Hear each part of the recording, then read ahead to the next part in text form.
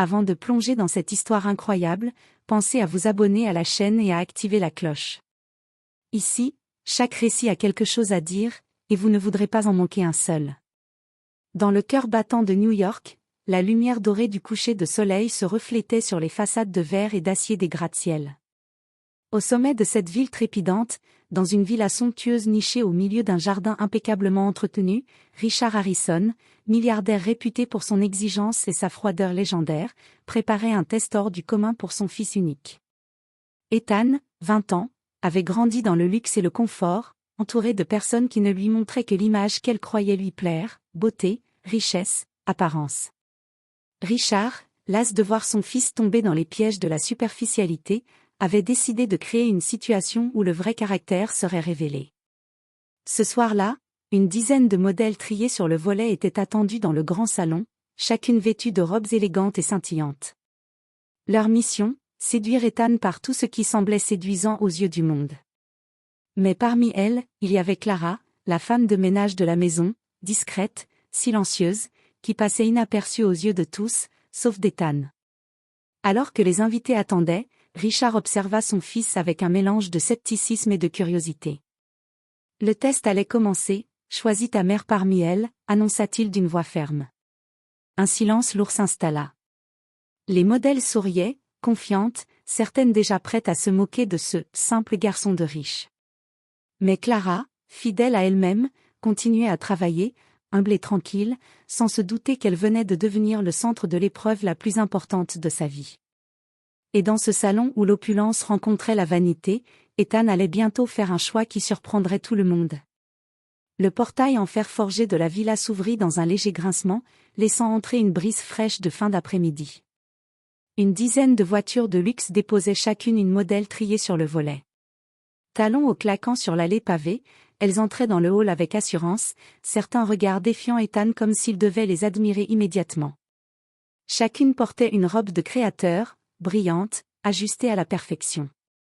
Le parfum lourd et floral flottait dans l'air, contrastant avec l'odeur propre et douce des fleurs fraîches disposées dans le hall. Les modèles échangeaient des regards moqueurs et des sourires calculés. Certaines murmuraient entre elles, gloussant à l'idée du test ridicule de ce jeune héritier. Dans un coin discret, Clara, la femme de ménage, s'occupait des derniers détails du salon. Son uniforme simple et impeccable ne pouvait rivaliser avec l'éclat des robes, mais il y avait dans sa posture une grâce naturelle.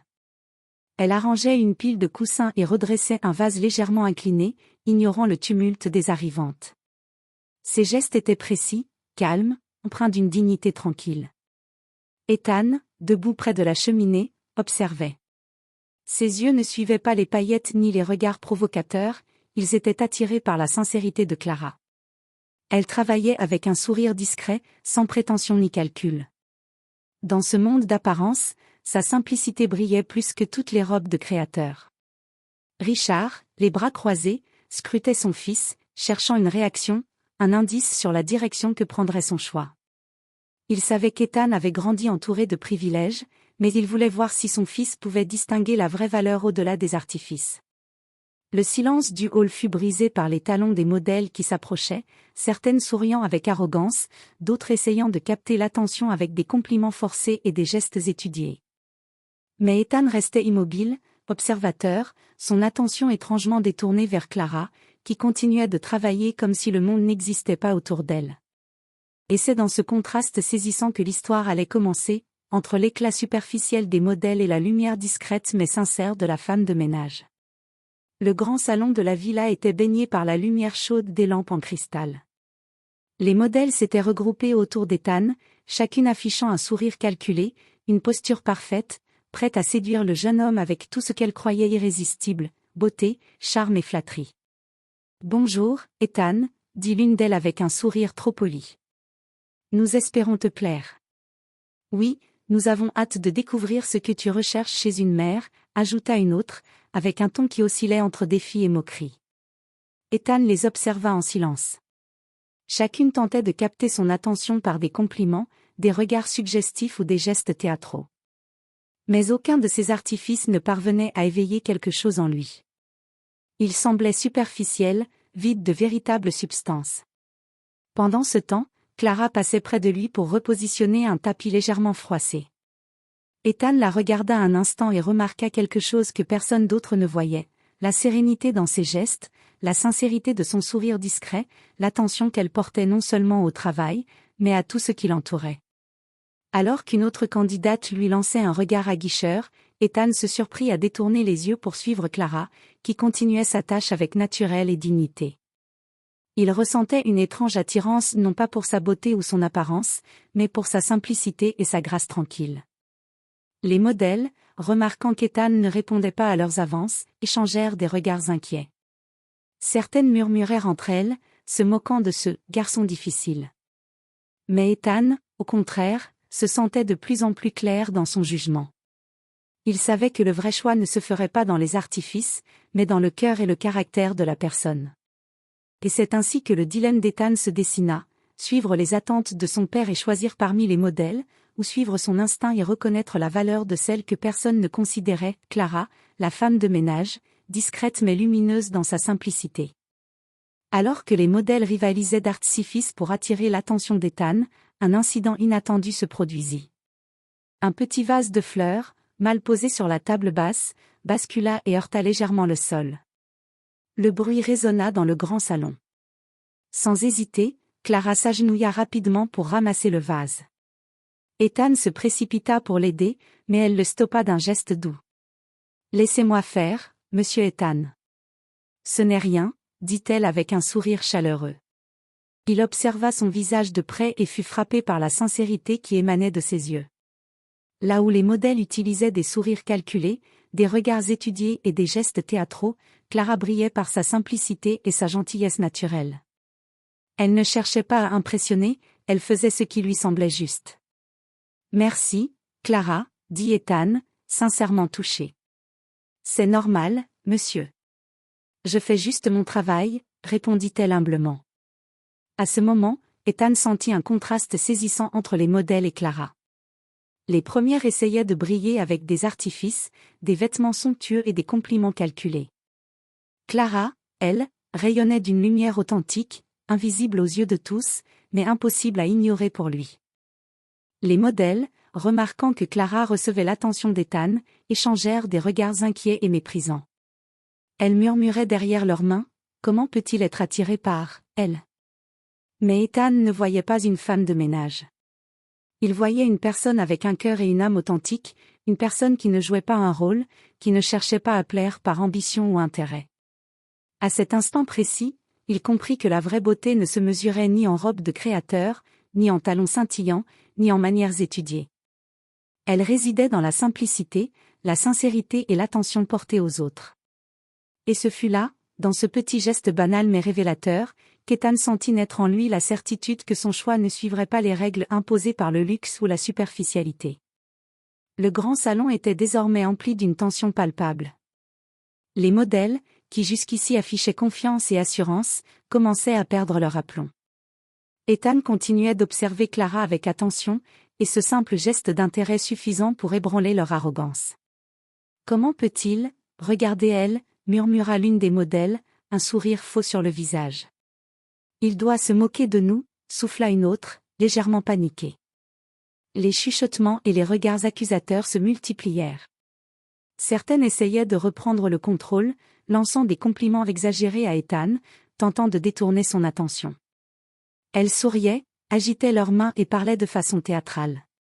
Mais Ethan, impassible, ne réagissait pas à leurs artifices.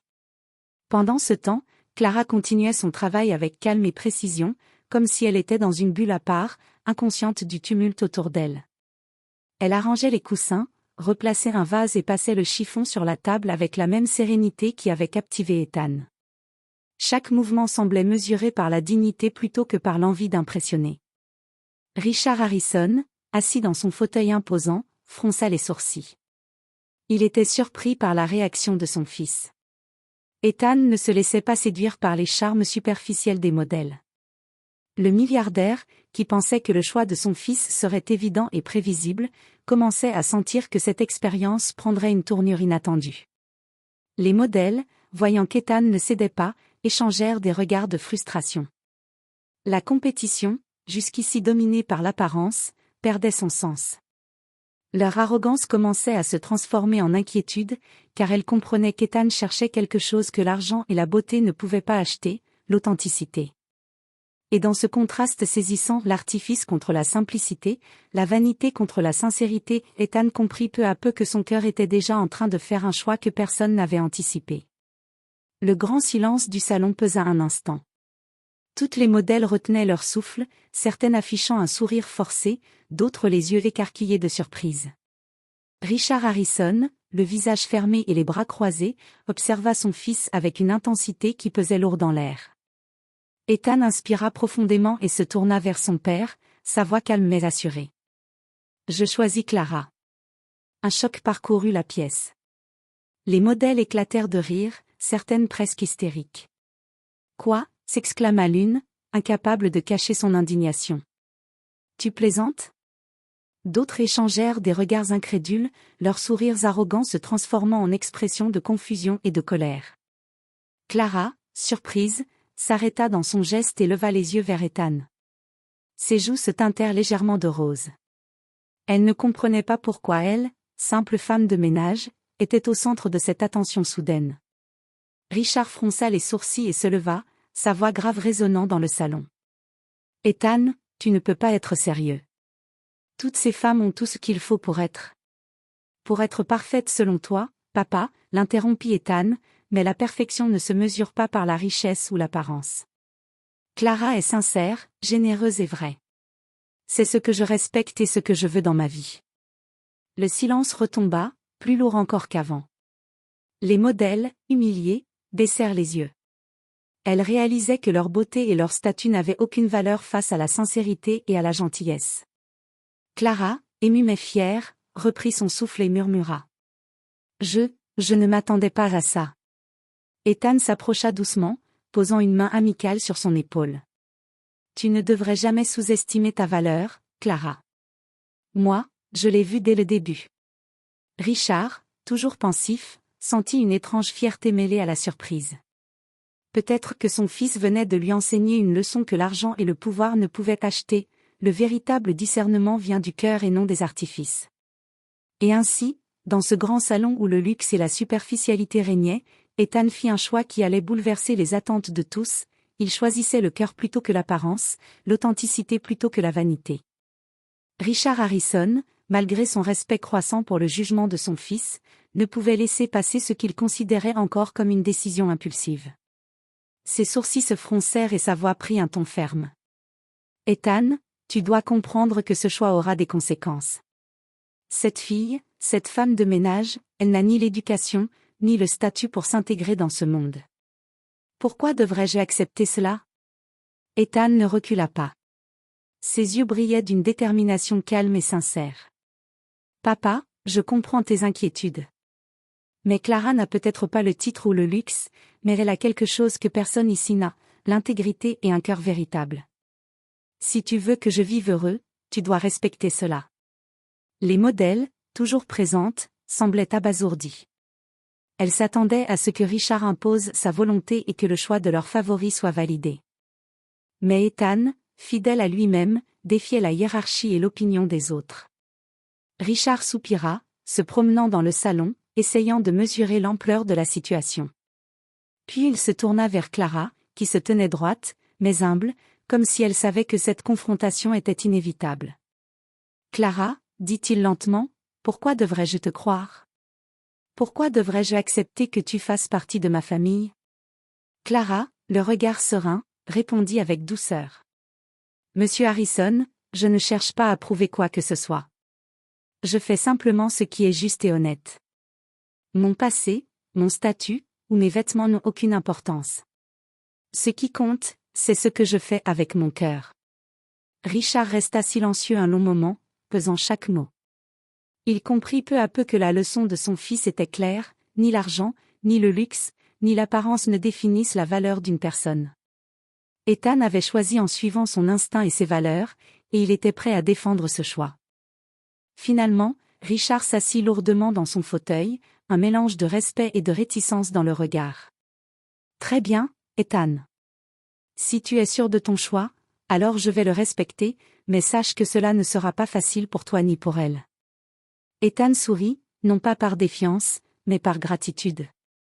Clara, touchée par cette reconnaissance, comprit que malgré les obstacles, leur lien venait de commencer sur une base solide, le respect mutuel et l'authenticité.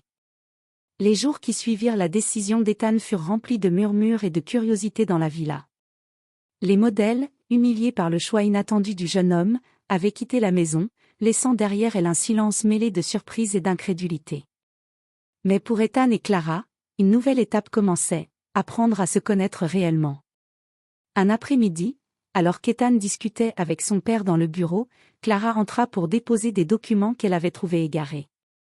Richard, toujours intrigué, ne put s'empêcher de l'observer discrètement. Il commençait à comprendre que Clara n'était pas simplement une femme de ménage, elle possédait une intelligence pratique, une humilité et un sens moral qui dépassaient de loin la superficialité des candidates. « Clara, dit Richard, brisant son silence, comment as-tu fait pour rester si calme et digne dans un endroit rempli de gens qui te regardaient de haut ?» Clara sourit doucement, sans arrogance ni fierté. « Monsieur Harrison, je ne suis jamais entrée dans ce monde pour impressionner qui que ce soit.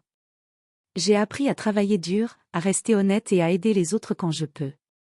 Je crois que la valeur d'une personne se mesure à ses actions et à son cœur, pas à son apparence. » Richard hocha la tête, impressionné malgré lui.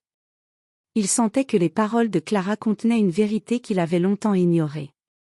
Sa fille, la société et même ses affaires n'avaient jamais mis en avant ses qualités simples mais puissantes. Ethan, debout à côté de Clara, sentit son admiration grandir. Ce n'était pas seulement la sincérité de Clara qui l'attirait, mais aussi sa force tranquille et sa capacité à rester elle-même face à l'opulence et à l'arrogance. « Papa, dit Ethan doucement, tu vois maintenant pourquoi je l'ai choisie. Elle ne cherche pas à être quelqu'un qu'elle n'est pas. Elle est entière, et c'est exactement ce que je respecte le plus. » Richard sourit enfin, un sourire rare et sincère.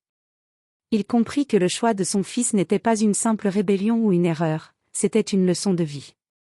Il commença à réaliser que l'authenticité et le cœur pur pouvaient surpasser tout ce que l'argent et le statut pouvaient offrir. Et tandis que Clara continuait à travailler avec sa grâce habituelle, Richard sentit naître en lui un profond respect pour cette femme qui, par sa simplicité et sa dignité, avait déjà changé la perception de son fils, et la sienne.